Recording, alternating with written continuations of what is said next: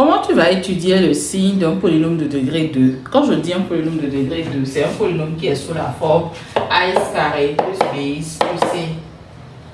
On ne connaît pas encore son signe. Comment est-ce que tu étudies le signe de ce polynôme? Eh bien, c'est très simple.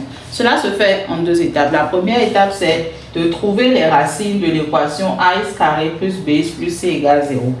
Tu cherches les racines de ton polynôme. Ça veut dire quoi? Ça veut dire que tu calcules le discriminant et en fonction du signe du discriminant, tu trouves les racines. S'il y en a ou s'il n'y en a pas. Voilà. Ensuite, après d'avoir trouvé les racines de ton polynôme, tu vas faire maintenant le tableau de signes. Il y a trois possibilités suivant le signe du discriminant. Si le discriminant est positif, ça veut dire que ton polynôme a deux solutions, x1 et x2. Le signe du polynôme, c'est le signe de a à l'extérieur des racines. Dans moins l'infini x1, x2 plus infini, c'est le signe de a. Et à l'intérieur des racines, entre les deux racines, c'est le signe de moins a. Et lorsque x1 est égal à, lorsque x égale à x1 ou bien x égale à x2, ton polynôme est nul. Il est égal à 0. Deuxième cas, si le discriminant est égal à 0, tu vas déterminer la racine. Et pour trouver le signe, le polynôme garde le signe de a.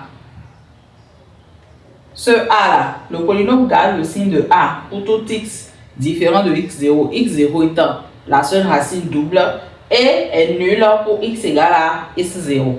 Dernière possibilité, lorsque le discriminant est négatif. Dans ce cas, le polynôme n'a pas de racine.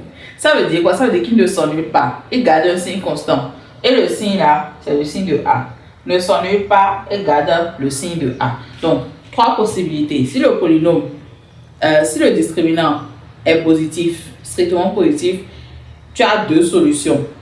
Tu as le signe de a à l'extérieur des solutions, à l'extrémité du tableau de signes comme ça, et le signe de moins a entre les solutions. Si le discriminant est égal à 0, tu as une seule solution.